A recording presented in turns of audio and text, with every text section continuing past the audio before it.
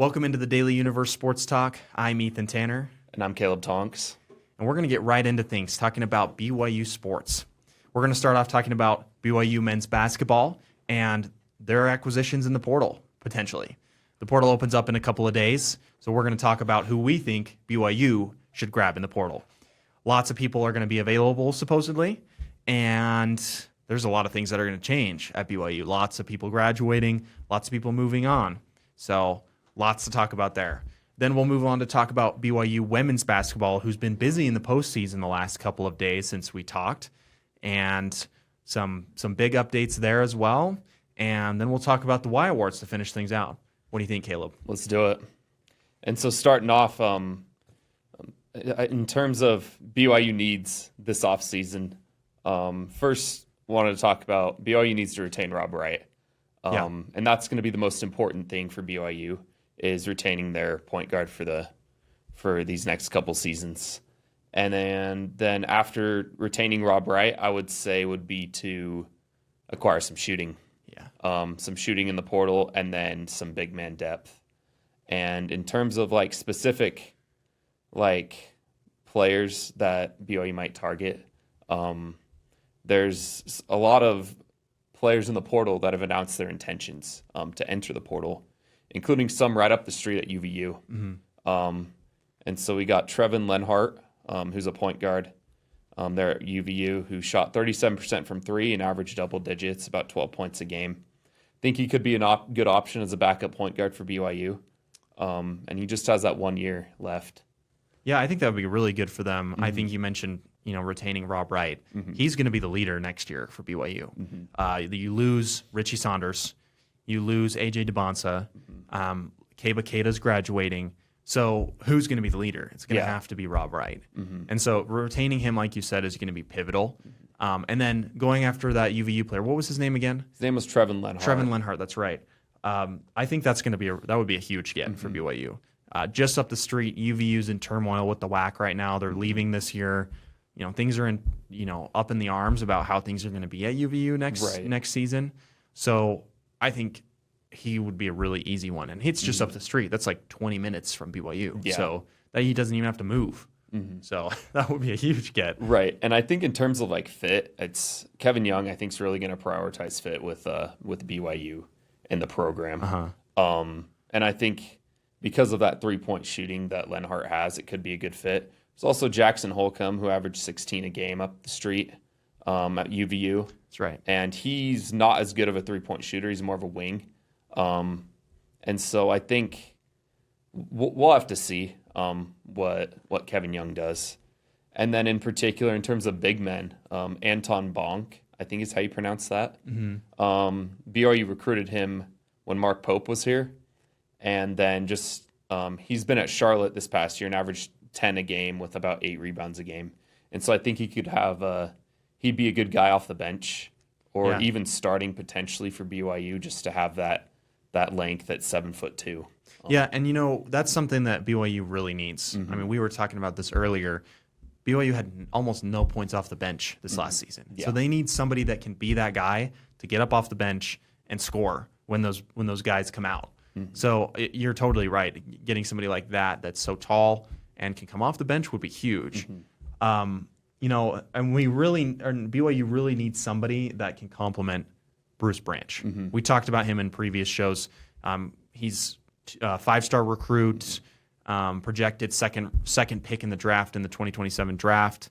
I expect him to be similar to A.J. DeBonsa in terms of his abilities. Mm-hmm. I don't think anyone's at BYU could ever live up to the level of play that A.J. showed. He's just a generational athlete, honestly. I don't know if we've seen somebody like him come through Brigham Young. Mm-hmm. But I would expect him to be similar in terms of get your basket kind of guy. Yeah. And we need somebody that can complement him. We need shooters, or BYU needs shooters, and they need somebody to complement Rob Wright, somebody down low, and they need bench, like you said. Yeah. And so going off of that with just Bruce Branch coming to BYU, there's been a lot of speculation on Colin Chandler potentially entering the portal. Oh, yeah. He's at Kentucky right now, and he went there post-mission, and I think he'd be a really good fit at BYU. I think Kevin Young can show what he's done with Richie Saunders and his time at BYU, and potentially if Chandler was to enter the portal, I think he'd be a good fit. Yeah, I've heard the speculation and seen stuff online. Both him and his wife are from Utah.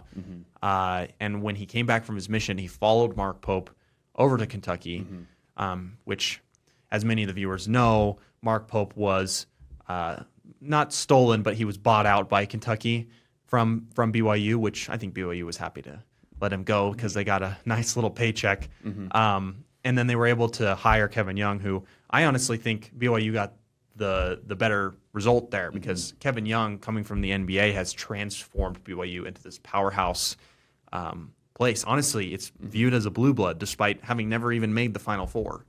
So really an incredible shift of visibility and reputation, realistically. And so I think things have changed, and I think Colin Chandler, especially with how things have gone for Mark Pope over at Kentucky, the high expectations, early quote unquote early exits, I wouldn't call it that, but really high expectations over there. And I know there's a lot of Kentucky people that are not happy with Mark Pope. And so I wouldn't be surprised if Colin Chandler decides to come home.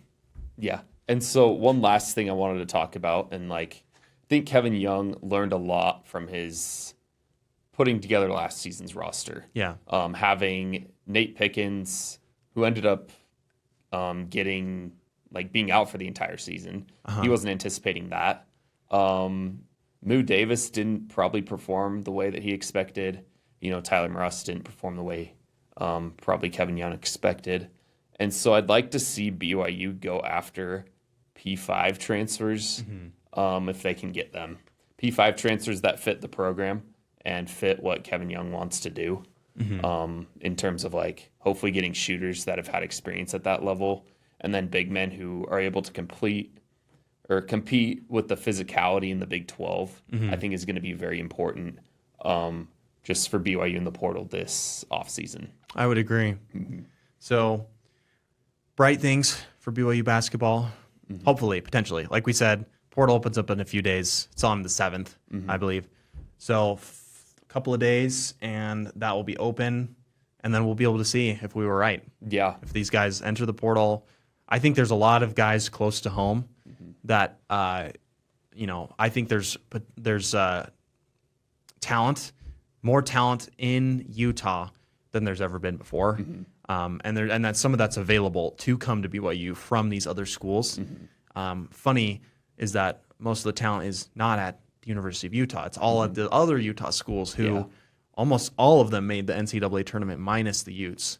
So kind of an incredible time to be a BYU fan and to be watching the sport. Yeah. So, but that's not the only exciting thing going on with basketball. Let's recap women's basketball a little bit. So I watched the women's basketball game against Columbia Wednesday night, and honestly, it was kind of a bummer. They made it all the way to the final against Columbia, and then they ended up losing in an abysmal 81-64 performance.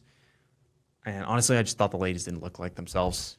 They went 20% from the floor in the first quarter, shooting over the course of the game just 4 for 23 from the three-point range, which, if you're wondering, that's 17%. So, man, that's just horrible. What are your thoughts? I mean, it kind of looks like they struggled through the first three quarters, like you were saying. And it's hard to dig yourself out of a hole, particularly just in a game like that. You score 27 points in the fourth, and you're like, okay, we're kind of back. But looks like Columbia kind of went on a run there to end the second quarter, and that's kind of what allowed them to pull away. Yeah, and they just were able to get a lot more calls their way and a lot of make a lot of more easy baskets is what I saw. There was, unfortunately, I think there was a little bit of jitters. Olivia Hamlin just looked shaky, especially when she got free on fast break opportunities. She would have somebody rumbling down on her, and she would just miss the wide open layup because she was just moving too fast. I know how that feels. Yeah, I know. I've seen her do that a couple times this season. And those are kind of pretty tough to make. especially when you're going on your left side with your right hand going up and trying to make that. That's it can be hard, especially getting it off, the backboard and you're going full speed. But yeah, and you always got to remember she's just a freshman, exactly, and so that totally understandable, but that adds to the difficulty of making, that adds to how she went 6 for 19 in the game. So, I mean, it's just tough to see that. Yeah. Your main hitters, Delaney Gibb, she had 24 points, which is incredible, but 11 for 26 and 1 from 7 from 3. Yeah. That's pretty tough to see. And again, those 4 3-pointers, just absolutely horrible. Yeah. Free throw disparity as well. Columbia made 25 of 35, and BYU only shot 8 of 15. And so a lot of those calls were going Columbia's way, it looked like. Did they look like the more aggressive team, would you say, in this game? Or? I wouldn't say so, actually. Oh, really? I would say both teams looked very aggressive. It just felt like Columbia was more put together in a way. So they were able to make more shots and put them in than BYU. BYU just had sloppy shooting. They were able to get relatively okay looks. They didn't get blocked a whole lot. Like, it was like a lot of pretty good shots, but they just were not, like, they were good shot selection, but not good shots. That's what I'm trying to say. I get what you mean. Yeah. And so I think that disparity is kind of telling a lot, just the amount of free throws Columbia was able to get compared to BYU, I think is ultimately what decided that game. I mean, when you get, 17 more points from the free throw line, that's literally, 17 more points, and Columbia won by 17. And so and I'll just say this: BYU, the women's basketball team is incredible. I thought they were an excellent team this season. I thought they should have been in the NCAA tournament, and they really showed that they were able to get through tough games. And come out on top in the past couple games. This one in particular, they showed that they are a fourth quarter team. They have been all season. Honestly, they've been a fourth quarter team. Right. But it was too late, unfortunately. In some of these past games, specifically their game against Stanford, that was a pretty close game until the fourth quarter. When they held the Cardinal to 18%, which kind of looks like their first quarter, but that was in the fourth quarter against Stanford. There was a 1-point differential going into the fourth quarter against Stanford. And then Stanford went 4 for 22. Stanford went cold there in the fourth quarter. I remember BYU just turned it on there in the fourth quarter and was able to just pull away and really just win that game. I mean, looking at the shooting chart, it's just comical, that fourth quarter. I mean, they didn't make a single 3-pointer from the right side of the floor. It was like 1-3 from the left side, and then they had so many shots. You just look at it and there's like all these open circles, and every single shot they made practically was just these short floaters from inside the paint. Right. So, and I want to say Stanford went like several minutes without scoring a bucket. There in that fourth quarter. I believe it was nearly 8 minutes. Was it nearly 8 minutes? Yeah. Dang, that's a long time. And so that's good. Good that BYU was able to hold them there in that game. And then they went ahead and did it again against Kansas, which that was a team they lost by 21 to earlier in the season. So I thought this might be a tough matchup. And then they proved that despite going down on them in the first half, that they were a much different team from when they faced them in early February. They went back in February against Kansas. BYU women's basketball shot. Hamlin was 1 for 7. Gibb was 1 for 13, and the team lost by 21. And they really just had a terrible second half. But then in the tournament, I mean, they were able to hold them to 18. Or sorry, they held Davis to just 18 in the WBIT, where she shot 28 in their first matchup. So it was a really close game, and then BYU really just pulled away at the end again, like they did against Stanford. And then they almost fell apart at the end, but they came out with the win, and that was what was important. To push them all the way to this game against Columbia. Yeah. So they really showed some some grit. That's really what I think this women's basketball team had. And I really think that was the valuable lesson they learned. I'm glad that they went to the WBIT instead of saying, oh, we're done. Because they now have some momentum going into the postseason. Despite losing that game, I mean, I think they have some real good rebuilding. They got some national attention. Hopefully they can get some more players in there to replace some of the people leaving. And I think the future for BYU women's basketball is bright. I don't know about you. Yeah, I think it's pretty bright. And back to what you were talking about that Kansas game. Yeah. Jalea Davis, I like how BYU is able to play some pretty solid defense on her and only hold her to 18 and compared to that 28 that she had in the first matchup. And then Samaya Nichols as well. I think holding her, most of her points came from the free throw line, and so she was only 2 of 7 from the field. And so that was very important and very, very good that BYU was able to hold them to those point totals there. Yeah, and to your point, BYU's defense looked much different than in past seasons. I think they really stepped it up this season. I think Lee Kamard really helped them look like a put-together team. I don't think I've seen that in past seasons with BYU women's basketball. They looked like they wanted to win with every ounce of their being. Right. And so looking forward to next season for BYU women's basketball, you have Kaylee Woolston, who's home from her mission, who's been around the team. And I've heard she's been lighting it up in practice from 3. And so I like the pieces that BYU women's basketball is going to have for the future. Yeah. Specifically Delaney Gibb, Olivia Hamlin. If Mariah Hudgens is able to come back potentially, I don't know. I mean, she's been hurt. Yeah. And so I don't know if she's a senior or what. Well, and they're going to need to get a replacement at center with Rocco leaving. Exactly. So there's going to be some pieces that they're going to need to replace. But I think the future is bright for that BYU women's basketball team. Yeah. So if they were able to stick around and really, if they're able to stick around as a team, I think that's going to be really big for them moving forward. Yeah, I think Hamlin especially has a lot of her ceiling is very high. I think she has a lot of growth potential. Oh yeah. So I'd like to see where she is next season and the season after that. So for sure. But moving on, let's talk a little bit about Y Awards. That was this last week. And there was quite a few things that happened. There's quite a few awards. To nobody's surprise, Athlete of the Year was AJ DeBonsa with men's basketball. But right alongside him was Jane Hedingren with women's track and field, cross country. Yeah.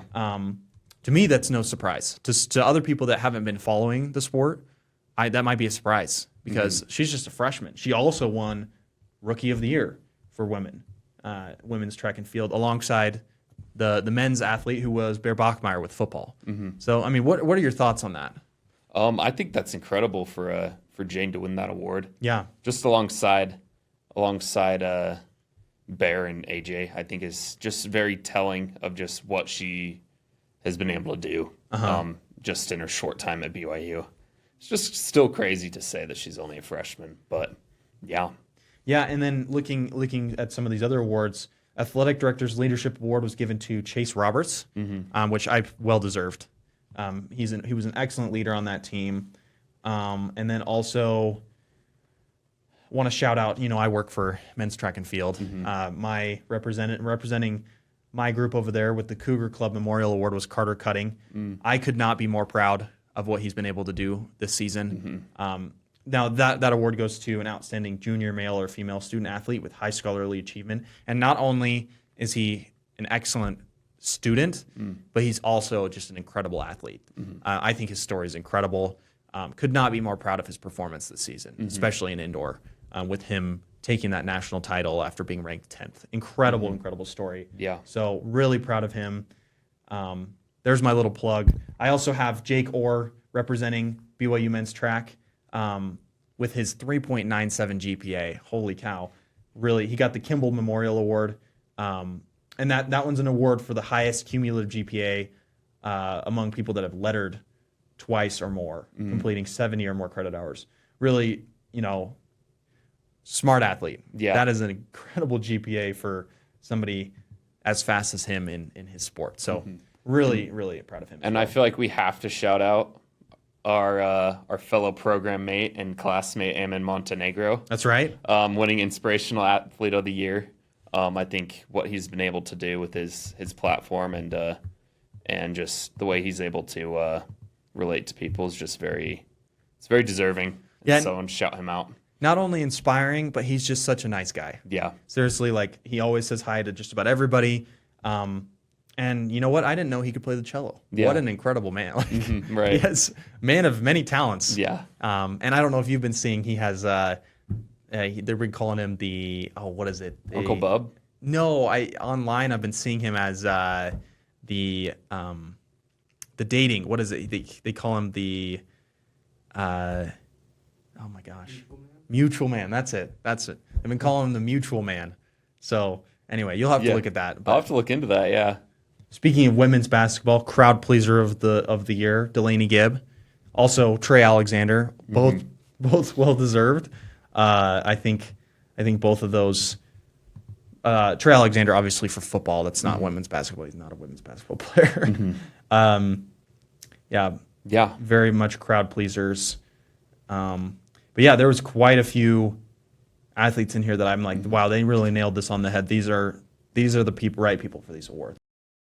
We'll keep you guys updated with all these players who won Y Awards and see how they do in their BYU athletic careers, as well as BYU men's basketball players entering the portal and players leaving BYU. And with that being said, thank you for tuning in to the Daily Universe Sports Talk. And go Cougs.